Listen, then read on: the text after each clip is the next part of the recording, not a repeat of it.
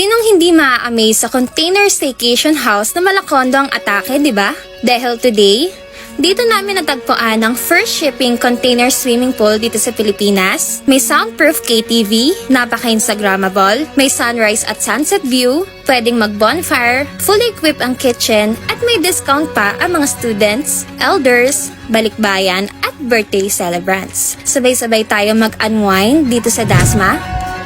Tara!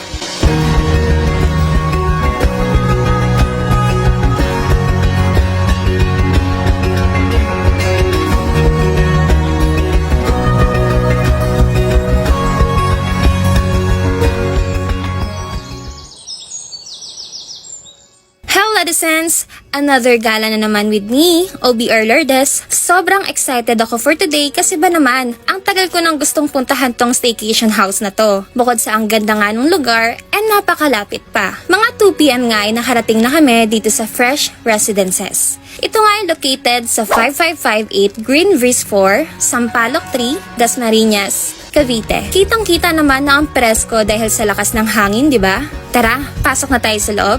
Pagpasok nga ay agad nabubungad sa atin ang napaka-unique and modern container pool na to. Alam niyo ba na ito nga rin ang first shipping container swimming pool dito sa Pilipinas? Ang galing, di ba? Akala ko nga dati, para lang sa mga truck to. Pero pwede rin pala ito gawing swimming pool. Mukhang refreshing nga din yung napakalinaw na tubig na to. Mukhang mababaw nga lang siya, Ladisens, pero hindi. Dahil malalim siya pagdating sa dulo. Kaya kung kids ka man or adult, ay talagang mag-e-enjoy. Most of our time nga ay dito kami sa pool dahil napakasarap magbabad.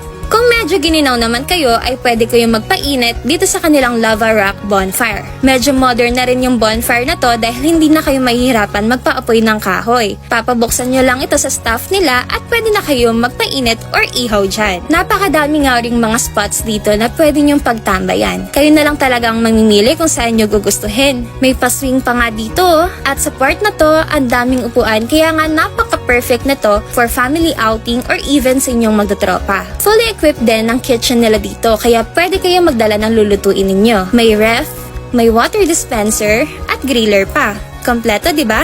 Pero kung medyo tinatamad kayo, ay pwede naman kayong mag-order online like Foodpanda dahil malapit lang ito sa city. Bukod niya sa swimming, ay pwede rin kayo mag-darts dito sa baba. Oh, akala nyo ito lang yung activities ha? Pero may second floor pa tayo. Kaya tara, pagtaas nga dito, ang una kong naisip ay mag-picture dahil napaka-instagrammable, Ladisens. May pa-wind effect pa, taray.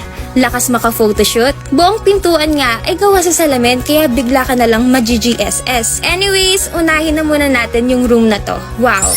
Napakalawak naman dito. Meron ditong double size bed at 1 single bed. Bukod dyan ay may pa-sofa bed pa. Dahil napakalawak ay pwedeng-pwede pa nga maglatag dahil may mga extra bed pa sa ilalim. O, napa-mirror selfie na naman siya. May smart TV at wifi kaya pwede kayo mag-Netflix and chill. Air-conditioned pa. Ito namang nasa dulo ay isang napakalawak na comfort room na parang pwede pa nga maglatag ng isang extra bed o kaya photoshoot kasi total ang ganda ng atake. Dito naman sa kabila ay sure akong magiging favorite ninyo dahil dito located ang kanilang KTV. Kahit nga abutin pa kayo ng madaling araw sa pagkanta ninyo ay walang pipigil dahil soundproof ang KTV room na ito. Shala, di ba? Perfect nga din mag-chill dito kasi kung abutin kayo ng hilo ay diretso na kayong mahiga dito sa 1 double size bed, 1 single bed sa baba at may extra bed din. May isang napakalawak din na comfort room dito katulad sa kabila. Bukod pala sa mga CR dito sa mga rooms ay may 2 ring comfort room sa baba. Agawan no more, di ba? Isa pala sa pinaka na-amaze talaga ako sa staycation house na to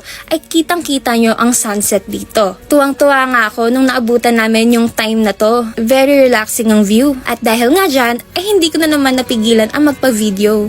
Ito na nga, mababook nyo ang container staycation house na to for just 11,000 every weekdays. Good for 12 packs na. Parang 916 pesos lang for each packs. Mag-check-in lang kayo ng 9 PM and mag-out naman kayo ng 6 PM. 12,000 naman every weekends. Good for 12 packs na rin. Ang mura na, di ba? Pero kung kayo ay isang estudyante, elderly, balikbayan, or kahit birthday celebrant, ay meron pa kayong 10% discount per head. Kung gusto niyo naman na day tour lang, ay magbabayad lang kayo ng 5,500 every weekdays. Good for 12 packs na rin. Parang 412 pesos lang per head. Budget friendly, di ba? Kapag overnight naman from 9 PM to 7 AM ay 7,500 naman. Kapag 3 years old below naman, ay free na. For bookings and inquiries, i-PM nyo lang ang kanilang Facebook page na Fresh Residences. Kaya kung naghahanap nga kayo ng kakaiba, malapit, insta-worthy, and affordable, ay subukan nyo na itong container staycation house na Fresh Residences